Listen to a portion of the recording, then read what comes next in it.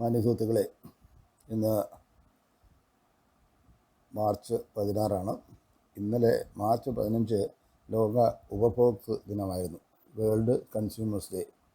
ഈ അവസരത്തിൽ നമ്മുടെ നാട്ടിലും ഞാനും കുടുംബവും ഏതാനും മാസം മുതൽ ഏതാണ്ട് 1.5 വർഷം വരെ താമസിച്ച വിദേശ രാജ്യങ്ങളിലെയും ഒരു കൺസ്യൂമർ എന്നുള്ള നിലയിൽ, ഉപഭോക്താവ് എന്ന നിലയിൽ ഉള്ള അനുഭവങ്ങൾ പങ്കുവെക്കാനാണ് ഞാനിവിടെ ശ്രമിക്കുന്നത്.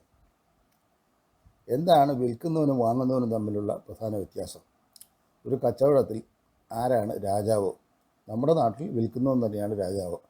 നിങ്ങൾക്ക് ആവശ്യമുണ്ടെങ്കിൽ പറയുന്ന വില കൊടുത്ത് ഞാൻ എടുത്തു കൊടുക്കുന്ന സാധനം വാങ്ങിപ്പോയിക്കൊള്ളൂ, അതാണ് സ്ഥിതി. എന്നാൽ അമേരിക്കയും ഇംഗ്ലണ്ടും പോലെയല്ല, സിംഗപ്പൂരിലും എന്തിന് നമ്മേക്കാൾ സാമ്പത്തികമായി പിന്നോക്കം നിൽക്കുന്ന ടർക്കിയിൽ പോലും ഉപഭോക്താവാണ് രാജാവ്, വിൽക്കുന്നവൻ അല്ല, വാങ്ങുന്നവനാണ് രാജാവ്. ചില ഉദാഹരണങ്ങൾ കൊണ്ട് ഞാൻ വ്യക്തമാക്കാം. ഒന്നാമതായി, വിൽക്കപ്പെട്ട സാധനം തിരിച്ചെടുക്കാൻ കഴിയുമോ?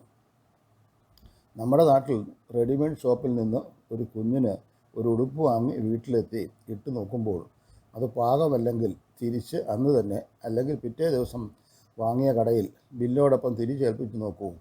കടയുടെ നമ്മുടെ വായിൽ നിന്ന് കേൾക്കേണ്ടത്, നിങ്ങൾക്കെന്താ നോക്കി വാങ്ങിച്ചൂടെ? വിറ്റുപോയ സാധനം തിരിച്ചെടുക്കുകയില്ല എന്ന് ബില്ലിൽ എഴുതിയത് നിങ്ങൾക്ക് വായിച്ചുകൂടെ? നമ്മുടെ നാട്ടിൽ വലിയ കടകളിൽ പോലും വാങ്ങുന്ന വസ്ത്രം ധരിച്ച് പാകമാണോ എന്ന് നോക്കാൻ സംവിധാനമോ സൗകര്യമോ ഇല്ല. എന്നിട്ടും പല വിദേശ രാജ്യങ്ങളിലും വാങ്ങിയ സാധനം 30 ദിവസം മുതൽ 6 മാസത്തിനകം ഉപയോഗിക്കാതെ തിരിച്ചു നൽകാം. നിങ്ങൾ ആവശ്യപ്പെട്ടാൽ അവർ പണമായോ വേറെ ഏതെങ്കിലും സാധനമായോ സന്തോഷപൂർവ്വം തിരിച്ചു നൽകിയിരിക്കും, ഒരു മുറുമുറുപ്പും കൂടാതെ. വാങ്ങിയ സാധനം ബില്ലോടുകൂടി തിരിച്ചു നൽകാം. മിക്കവാറും എല്ലാ കടകളിലും വസ്ത്രം ധരിച്ച് പാകമാണോ എന്ന് നോക്കാനുള്ള പ്രത്യേക സംവിധാനം ഉള്ളപ്പോഴാണ് എന്ന് ഓർക്കുക. 2, പഴയ സാധനങ്ങൾ വിൽക്കുന്നത് കുറ്റകരമാണ്. നമ്മുടെ രാജ്യത്തിലല്ലാതെ മിക്കവാറും എല്ലായിടത്തും എല്ലാ സാധനങ്ങൾക്കും നിത്യ ദിവസത്തിനകം വിൽക്കണമെന്ന് അടയാളപ്പെടുത്തിയിരിക്കും. പ്രത്യേകിച്ചും ഭക്ഷ്യസാധനങ്ങൾ വിൽക്കുമ്പോൾ നിശ്ചിത ദിവസം കഴിഞ്ഞാൽ അത് കടയിൽ നിന്ന് മാറ്റിയില്ലെങ്കിൽ കുറ്റകരമാണ്. ഇവിടെ ജീവൻ രക്ഷാ മരുന്നുകൾ പോലും ഡേറ്റ് കഴിഞ്ഞ് യഥേഷ്ടം വിൽക്കുന്നു. അത് ശ്രദ്ധിക്കാത്ത പാവങ്ങളെ പറ്റിക്കുന്നു, ചതിക്കുന്നു. നിയമം ഉണ്ടെങ്കിൽ തന്നെ അത് പാലിക്കുന്നവർക്ക് മാത്രം ബാധകം, അല്ലാത്തവർക്ക് എന്ത് വേണമെങ്കിലും ആവാം. ആരെങ്കിലും കണ്ട് കേസാക്കിയാൽ ചെറിയ തുക പിഴയൊടുക്കിയാൽ രക്ഷപ്പെടാം, അതും ഉണ്ടാക്കിയ ലാഭത്തിൻ്റെ ഒരു അംശം മാത്രം. വീണ്ടും പഴയ ചതിക്കൽ പണി തുടരാം. നമ്മളെക്കാൾ വളരെ സാമ്പത്തികമായി പിന്നോക്കം നിൽക്കുന്ന രാജ്യമായ ടർക്കിയിൽ ഒരു കടയിൽ ഞാനൊരു സാധനം കണ്ടു. ഞാൻ വിൽപ്പനയ്ക്കുള്ള ഡേറ്റ് കഴിഞ്ഞു എന്ന് ചൂണ്ടിക്കാണിച്ചപ്പോൾ കടക്കാരൻ മാപ്പ് പറഞ്ഞു. ആ ബാച്ചിലെ സാധനം മുഴുവൻ റാക്കിൽ നിന്ന് മാറ്റി. കടയിലെ ജോലിക്കാരൻ്റെ അനാസ്ഥ കൊണ്ടാണ് എന്ന് പറഞ്ഞു. ആ സാധനങ്ങൾ നിൽക്കാത്തതുകൊണ്ട് അവർക്കൊരു നഷ്ടവും വരികയില്ല. സാധനം നൽകുന്നവർക്ക് തിരിച്ചു നൽകിയാൽ മതി, പകരം പുതിയ സാധനം അവർ നൽകും. ഇവിടെയോ? മൂന്നാമത്, സാധനങ്ങളിൽ അടങ്ങിയ ഭക്ഷ്യാംശങ്ങളുടെ വിവരം. എല്ലാ സാധനങ്ങളിലും എന്തൊക്കെ ഘടകങ്ങളാണ് അടങ്ങിയിട്ടുള്ളത്, ഓരോന്നിനും എത്ര കലോറി മൂല്യമുണ്ടെന്ന് എന്നെല്ലാം വ്യക്തമായി എഴുതി കാണിച്ചിരിക്കുന്നു. എല്ലായിടത്തും എന്തെങ്കിലും പ്രതികൂലമായ അനുഭവത്തിന് സൈഡ് ഇഫക്റ്റ് സാധ്യത ഉണ്ടെങ്കിൽ തന്നെ അത് വളരെ വ്യക്തമായി ചുവന്ന മഷിയിൽ രേഖപ്പെടുത്തിയിരിക്കും.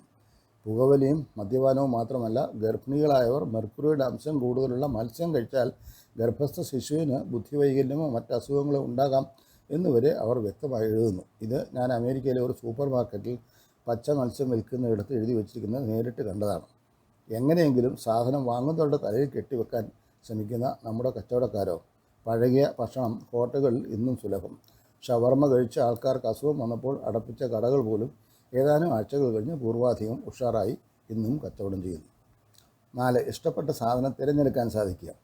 ഒരു കടയിൽ നിരത്തി വച്ചിരിക്കുന്ന സാധനങ്ങളിൽ നിന്ന് പഴങ്ങളാകട്ടെ പച്ചക്കറി ആവട്ടെ, നമുക്ക് വേണ്ടത് യഥേഷ്ടം തിരഞ്ഞെടുക്കാൻ നമ്മുടെ എത്ര കടയുടമകൾ സമ്മതിക്കും? വിദേശത്തെ കടകളിൽ സാധനങ്ങൾ അവ ഭംഗിയായി വെച്ചിരിക്കുന്ന രീതി തന്നെ അഭിനന്ദനാർഹമാണ്. വേണമെങ്കിൽ എടുത്തുള്ളൂ എന്നതല്ല നമ്മുടെ നയം. തിരഞ്ഞെടുക്കാൻ പറ്റുകയില്ല, അപൂർവം ചില കടകളിൽ ഒഴിച്ച്. മാംസം വാങ്ങുമ്പോൾ എല്ലില്ലാതെ വേണമെന്ന് ആരെങ്കിലും പറഞ്ഞാൽ ഇവിടെ എന്താകും? എല്ലില്ല ചിക്കൻ, ബോൺലെസ്. കോഴിയുടെ കാല്, ചിറക്, തൊട, ലെഗ്, വിങ്സ്, തൈ, ഇതിൽ ഏത് ഭാഗം വേണമെങ്കിൽ നിങ്ങൾക്ക് അമേരിക്കയിൽ വാങ്ങാം. ന്യൂഡൽഹിയിൽ പോലും ഇത് സാധ്യമാണ്. കേരളത്തിൽ ഇത് നടക്കുമോ? മട്ടൺ എന്ന് പറയുന്ന നൽകുന്ന ബീഫിൽ പോലും, അതായത് ആടും മാടും 1:1 അനുപാതത്തിലായിരിക്കും. പകുതിയിൽ കൂടുതൽ എല്ലായിരിക്കും. വല്ലപ്പോഴും ഒരു ചേച്ചിന് മട്ടൺ വാങ്ങിയാൽ കുഞ്ഞുങ്ങൾക്ക് കഴിക്കാൻ പറ്റുമോ? 5, ഭക്ഷണത്തിലെ മായം ചേർക്കൽ. അമേരിക്കയിലെ FDA food and drugs administration നിയമങ്ങൾ വളരെ വ്യക്തമാണ്. പൊതുജനങ്ങളുടെ സുരക്ഷിതത്തിനും ആരോഗ്യത്തിനും മൃഗങ്ങൾക്ക് കൊടുക്കുന്ന മരുന്നുകൾ ഉൾപ്പെടെ മരുന്നുകൾക്കും ഭക്ഷണ സാധനങ്ങൾക്കും നിയമങ്ങൾ കർശനമായി പാലിച്ചേ പറ്റൂ. ഇതിൽ ഒഴിവാക്കപ്പെട്ടിട്ടുള്ളത് കൃഷിവകുപ്പ് നിയന്ത്രിക്കുന്ന ചില മാംസഭക്ഷണങ്ങൾ, മുട്ട എന്നിവ മാത്രമാണ്. മനുഷ്യരും മൃഗങ്ങളും കഴിക്കുന്ന മരുന്നുകൾ, വാക്സിനുകൾ, മറ്റ് ജൈവ സാധനങ്ങൾ, മനുഷ്യർ ഉപയോഗിക്കുന്ന മെഡിക്കൽ ഉപകരണങ്ങൾ, റേഡിയേഷൻ ഉണ്ടാക്കുന്ന ഇലക്ട്രോണിക് ഉപകരണങ്ങൾ, പുകയിലും അതുകൊണ്ട് നിർമ്മിച്ച മറ്റ് സാധനങ്ങൾ എല്ലാം ഈ നിയമത്തിൻ്റെ പരിധിയിൽ വരുന്നു. ഭീകരാക്രമണത്തിന് ഉപയോഗിക്കാൻ സാധ്യതയുള്ള ഉപകരണങ്ങളും ഇതിൽ ഉൾപ്പെടുത്തിയിരിക്കുന്നു. അമേരിക്കയിലെ ഉപഭോക്തൃ സംരക്ഷണ നിയമത്തെപ്പറ്റി പറയുമ്പോൾ പലപ്പോഴും ഉദ്ധരിക്കപ്പെടുന്ന ഒരു കേസാണ് 79 വയസ്സുള്ള സ്റ്റെല്ല ലുബ്ചെക്ക് എന്ന ഒരു അമ്മയും മക്ഡൊണാൾഡും തമ്മിലുള്ള കേസ്. 1992 ഫെബ്രുവരി മാസം ഒരു തണുത്ത പ്രഭാതത്തിൽ അവരും സ്വന്തം ചെറുമകനും കൂടി അല്പം നീണ്ട ഒരു യാത്രയിൽ വഴിയിലുള്ള സർവീസ് സ്റ്റേഷനിൽ നിന്നുള്ള മക്ഡൊണാൾഡ് കടയിൽ നിന്നും വണ്ടി നിർത്തി 2 കപ്പ് കാപ്പി വാങ്ങി.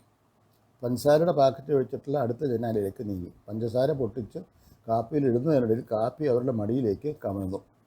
തണുപ്പിന് അവർ ധരിച്ചിരുന്ന ഉള്ളിലിട്ടിരുന്ന സ്വെറ്റർ, ബനിയൻ ഉൾപ്പെടെ അവരുടെ ഉൾവസ്ത്രത്തിൽ വീണ കാപ്പിയിൽ നിന്ന് കാര്യമായ പൊള്ളലേറ്റു.